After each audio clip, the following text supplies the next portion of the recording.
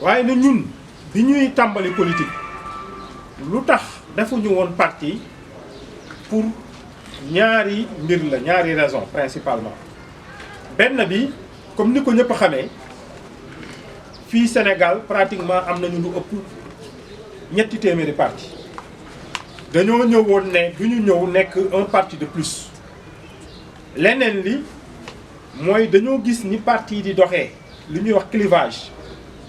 waaw par parloo ñu ne nag ñun dañuy jéem a am benn organisation politique bu tudd mouvement boo xamante ni dafay dem au-delà des clivages partisans waaye nag bi ñu confronté woo à la réalité on s'est rendu compte que su fekkee indépendant nga certes mën nga participer ci ay élections mais ci jeu démocratique bi bokkuloo ci parce que amoo reconnaissance bi parti yi am suñuy xool muy dialogue politique suñuy discuter ci caution yi suñuy discuter ci leneen ak leneen parti légalement constitué rek la ñuy invité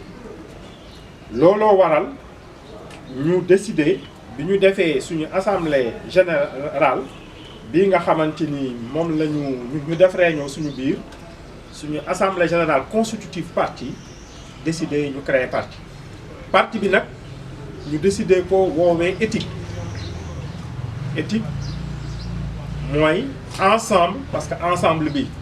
du fi mës a jóge mais ñu yokk ci ñu préciser pour le travail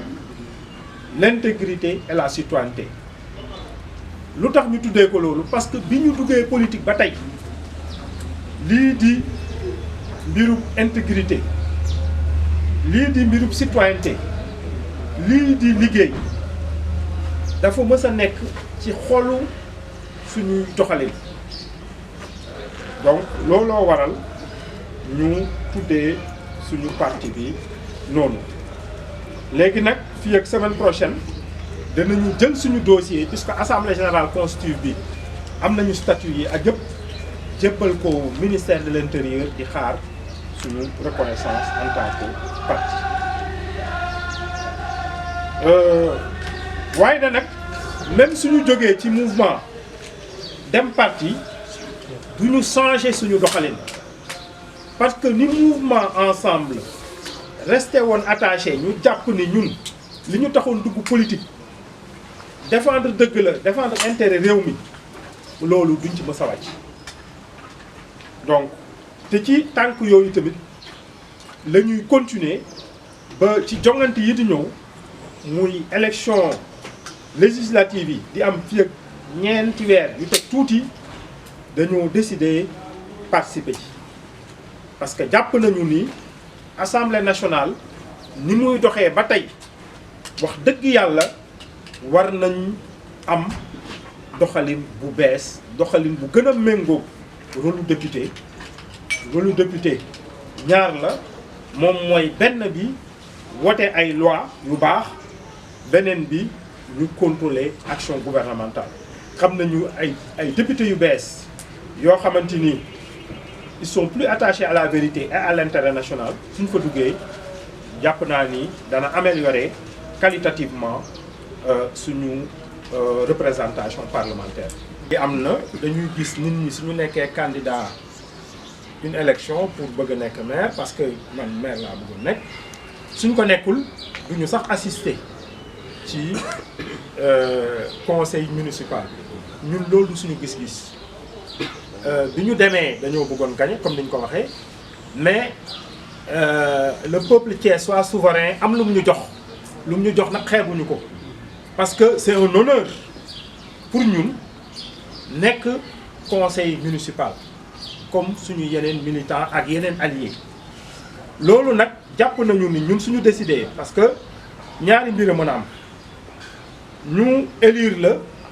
nga jàpp ni am na peut-être ki nekk ci liste bi moom moo lay gën a pare pour def jouer rôle bi nga bàyyee ko mu def ko waaw ñun su fekkee dañoo décider ñun nekk conseiller parce que jàppee nañu ni wax dëgg yàlla suñu rôle conseiller war nañ ko mën a jouer rôle conseiller nag jouer ko mooy nekk ñun dans la construction ñëw conseil municipal lépp lu ñu xam lu mën a defar ñun defar la ñu xam lépp lu ñu xam lu mën a defar ñu taxaw ci wax ko suñu mënee xelal ñi ko jiite walla indi ay contribution pour liy defar ñu def ko ñun daal loolu la ñu xam ci conseil suñu amee tamit ay proposition yu ñu mën a joxe ñu joxe ko jàpp naa ni conseils municipaux yi bees yi ñëw ay nit ñu bees lañu war nañ leen jox temps war leen jàppale pour liggéey bi nga xamante ni ñun moom la ñu jàppoon ni suñu joxee Thiès ñu jiite ñu moom la ñuy def su fekkee ci ñoom la tamit ñu dimbale leen jàppale leen pour ñu mën a réussir loolu. jërëjëf rapidement sur les deux questions par là parrainage bi ak législative yi le parti éthique bi nga jiitee na ngeen ci fas yéene dem. waaw ñun parti éthique bi ñu jiitee bi ñuy décider dem législative ñaari option la ñu am ñaar yooyu nag dàkkuñu ci benn bu jiitu moom mooy parti la ñu am parti bu bees la danañ ko consolider ñu am nag suñu identité mooy mu am melo boo xamante ni parti bi noonu la mel te moom la ñu choisir depuis ñu duggee ci politique. waaw politique ñun biñ ciy dugg dañoo bëgg changer politique mais bëgguñu politique changer ñu nit ñi nag nañu xool ñun depuis ñu duggee est-ce que politique moo ñu changer walla est-ce que ñun jéem nañu même suñ ko réussir jéem a changer politique loolu nit ñee àtte mais ñun suñu taxawaay moom mooy nan la ñuy def ba ñu changer politique changer ko de manière sensible te loolu lu muy mën a nekkee rek mooy nit ñi gën a wut dëgg bàyyi parparloo ñun fii lu yàq réew mi mooy mbiru parparloo da ngay gis nit ki su nekkee ci nguur mu ne ah président de moo gën président yi fi nekk yëpp moom duñu gis dara loo xamante ni ayib lañ ci seen doxalin. waaw ku nekk opposition tamit dara baaxul jàpp naa ni entre ñaar yooyu dëgg bee ngi ci diggante bi ñun de